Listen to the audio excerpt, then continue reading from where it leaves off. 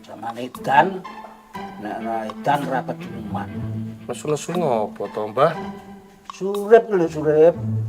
Ngapa surip-surip, Mbah? Korupsi. Lapor ke wae. Alah malah ribet lapor. Apa rumang saku nek lapor yo ditompo. Orang kayak kita gini wae diterima. Aja salah, Mbah. KPK kui kebanyakan malah mendapatkan laporan dari masyarakat seperti kita. Carane laporan ini. Nah, iki carane laporan iso telepon ke 198. Kalau enggak bisa ngirim email pengaduan ke @kpk.go.id. Identitas pelapor dijamin aman dan tidak disebarluaskan. Lho, piye? Lah KPK jone yo mesake lho yo. Tanya apa? Kandang ini jiji kok yang lapor wong sak Indonesia.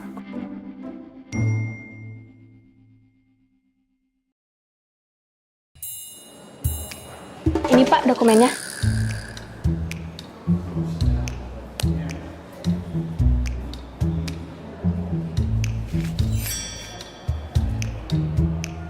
Ini uangnya.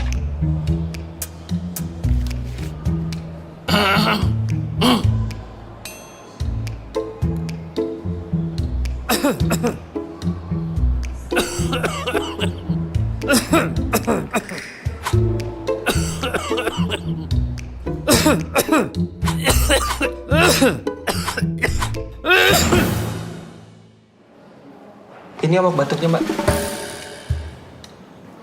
Semoga lekas sembuh. Terima kasih.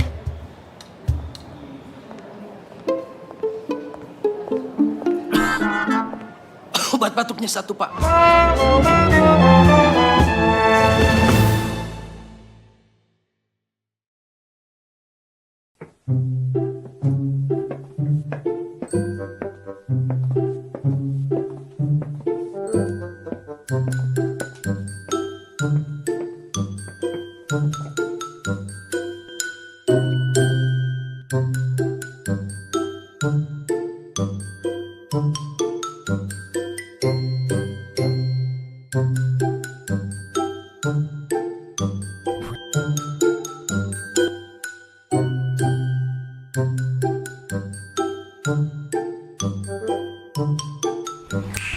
Ini adalah salah satu contoh bentuk gratifikasi, alias pemberian hadiah, barang, atau imbalan apapun atas pelayanan pegawai negeri sipil pemerintah. Berdasarkan Undang-Undang Nomor 31 Tahun 99, sebagaimana diubah menjadi UU Nomor 20 Tahun 2001 Pasal 12 di Ayat 2 dan Undang-Undang Nomor 30 Tahun 2002 Pasal 16, setiap pegawai negeri atau penyelenggara negara yang menerima gratifikasi wajib melaporkan kepada KPK yang dapat dilakukan melalui 4 pilihan cara.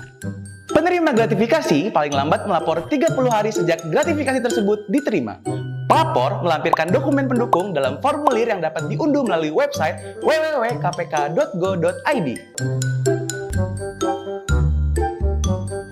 Beno, jangan!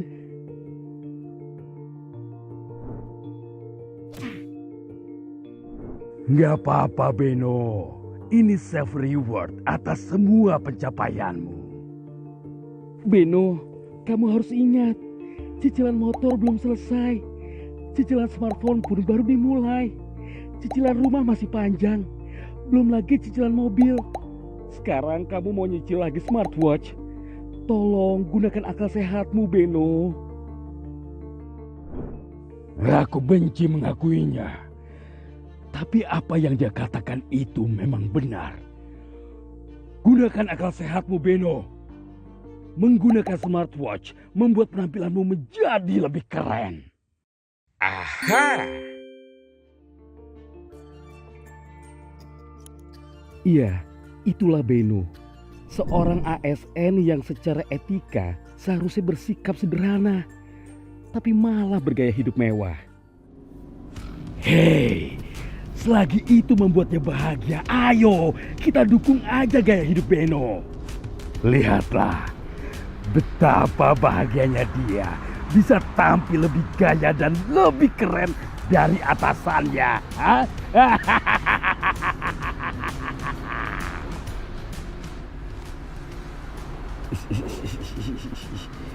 Sesuai etika seorang ASN, Beno seharusnya meneladani atasannya yang bersikap sederhana.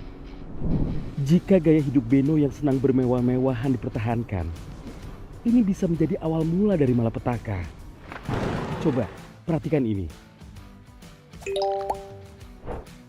Waduh, jatuh temponya udah bentar lagi. Padahal gajian baru kemarin. Aduh, kok udah habis lagi sih?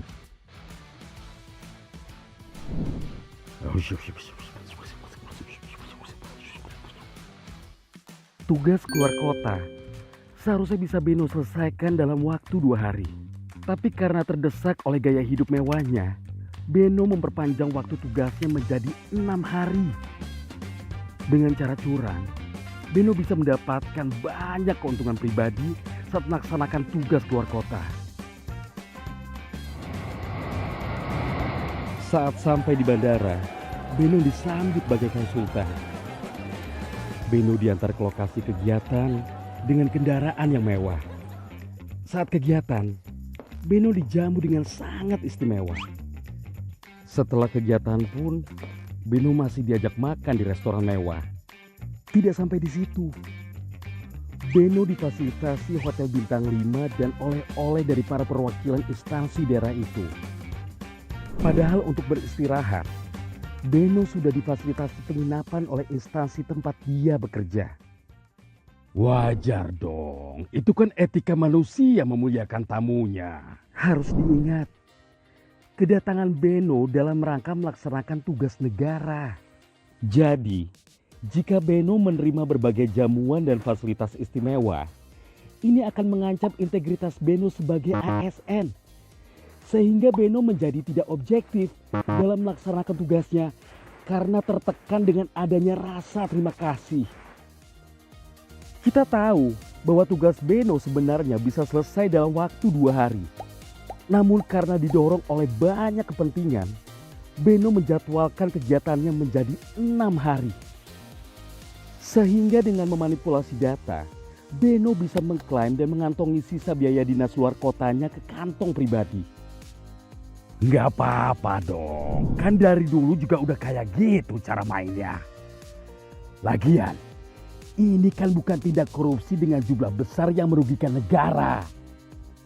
Memang terlihat tidak seberapa, tapi bayangkan bila 4 juta lebih ASN memiliki pemikiran yang sama, maka negara ini akan hancur oleh abdi negaranya sendiri. Jangan memaksakan diri untuk hidup mewah agar tidak terdorong untuk melakukan korupsi. Hindari jamuan istimewa agar tetap objektif dalam melaksanakan tugas. Memanipulasi data adalah salah satu tindak korupsi. Jika tradisi buruk ini terus dilestarikan, maka negara tercinta kita akan mengalami kerugian besar. Ayo, kita jaga etika dan integritas kita sebagai ASN untuk Indonesia yang lebih jaya. Di sebuah desa terpencil yang jauh dari perkotaan, Ibu Pia hidup dengan keluarga kecilnya. Sebelum berangkat ke kota, Ibu Pia menyiapkan makanan di meja untuk keluarga tercinta. Tak lupa membereskan rumah dan menyiapkan perlengkapan sekolah untuk anaknya. Ibu Pia berangkat pagi sekali, karena Ibu Pia ingin mendapatkan antrian pertama dan pulang lebih cepat. Ibu Pia bersiap untuk berangkat ke kota membawa berkas dan dokumen di meja. Suaminya tidak bisa mengantarkan Ibu Pia ke kota karena harus bekerja di sawah. Walaupun langit masih gelap gulita, Ibu Pia tetap berjalan menyusuri sawah dan kali untuk mencapai jalan yang biasa dilewati oleh mobil angkutan umum. Setelah angkutan umum datang, Ibu Pia masuk dan harus rela duduk berdesakan dan menghirup bau tak sedap sepanjang perjalanan.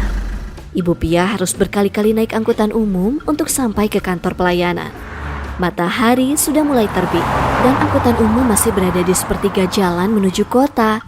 Rasa letih diabaikannya dengan melihat pemandangan yang indah.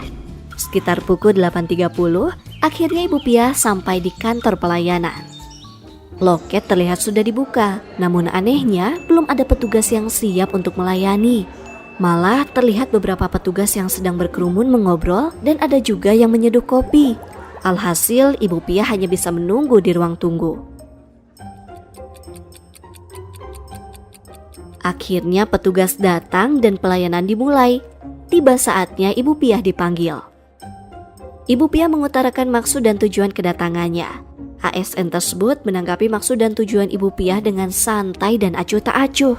Melihat tanggapan ASN tersebut, Ibu Piah sedikit kesal dan menahan emosinya sambil melihat si ASN tersebut yang bernama Jamaluddin.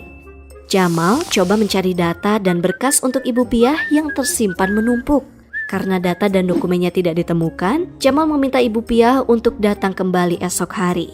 Dengan rasa kecewa, Ibu Piah pulang dengan tangan kosong.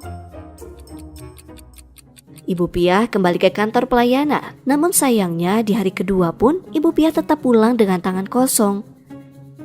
Di lain sisi, di salah satu pojok kota, Jamal pulang ke rumahnya yang terlihat modern, kokoh dan nyaman. Saat Jamal masuk, rumahnya terlihat berantakan, dan ketika tudung saji dibuka, tak ada makanan yang tersaji di meja makan. Jamal kesal dan berpikir ibunya pergi keluar tanpa membersihkan dan menyiapkan makanan. Sampai akhirnya ibunya datang dengan wajah yang terlihat letih dan kelelahan. Jamal bingung dan bertanya apa yang terjadi kepada ibunya. Ibu Jamal menghela nafas lalu menceritakan apa yang sebenarnya telah terjadi.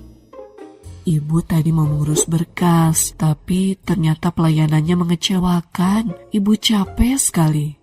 Awalnya, Jamal tidak terima atas perlakuan petugas itu kepada ibunya. Namun tak lama kemudian, Jamal kaget dan teringat sikap dia saat bertugas sama buruknya dengan sikap petugas yang melayani ibunya.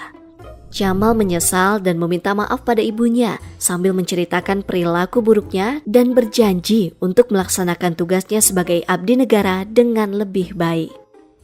Di lain hari, Ibu Piah datang ke kantor pelayanan kembali dan mendapat antrian pertama. Ibu Piah kaget bercampur senang ketika tepat di jam 8 pagi sudah ada petugas yang siap untuk melayani. Petugas itu adalah Jamal yang telah datang lebih pagi. Dia secara sigap memanggil antrian pertama, yaitu Ibu Piah. Dengan wajah penuh senyum yang tulus, Jamal mempersilakan Ibu Piah untuk duduk. Dengan nada yang halus, Jamal meminta maaf secara tulus kepada Ibu Piah atas perlakuannya kemarin. Kemudian Jamal langsung melayani Ibu Piah dengan sebaik mungkin. Ibu Piah berterima kasih kepada Jamal karena telah memberikan pelayanan yang lebih baik dari sebelumnya.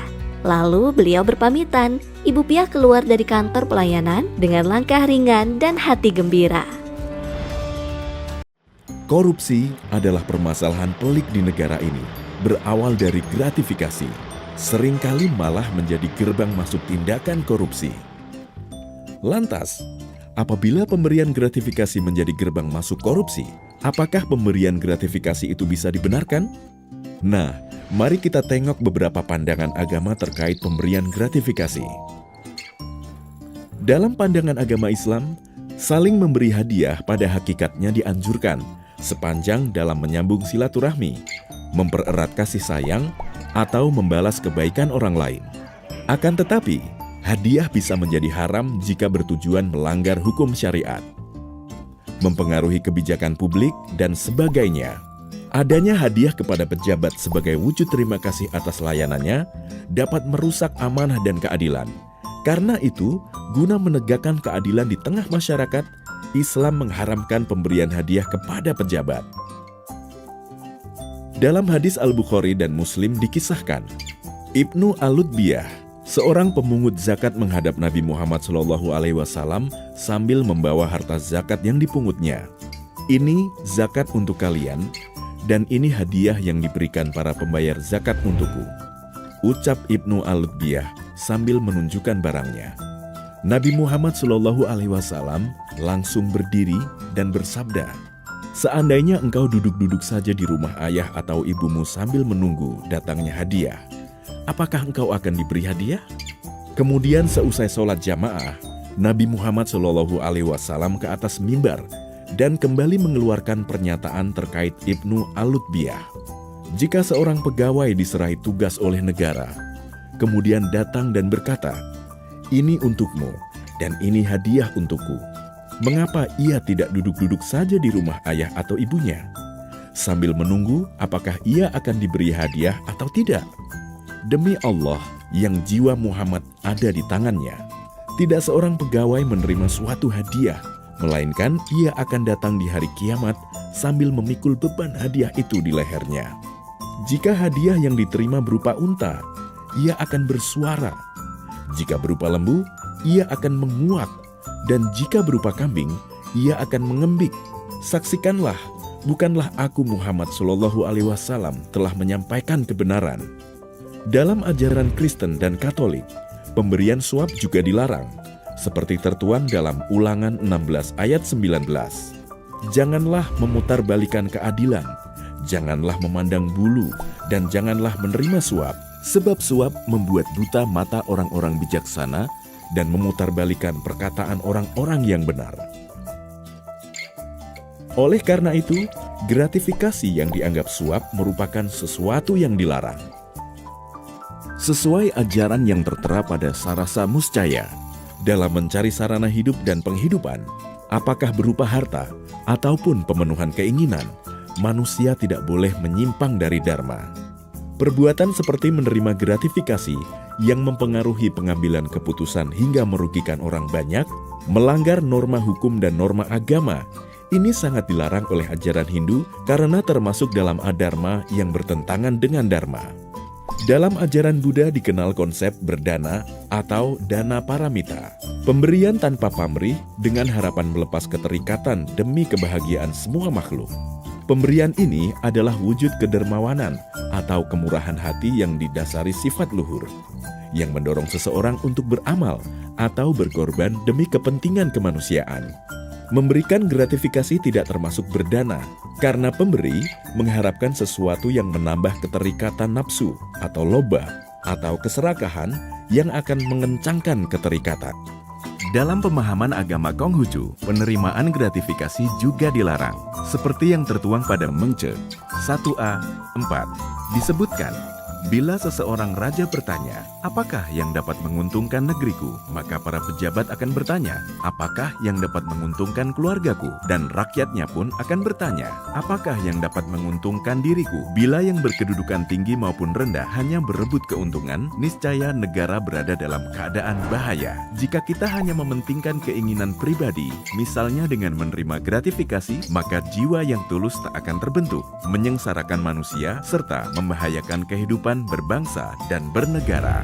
Pandangan dari berbagai agama pun telah menunjukkan bahwa menerima dan memberikan gratifikasi yang dianggap suap tidak dapat dibenarkan karena termasuk dalam perbuatan korupsi.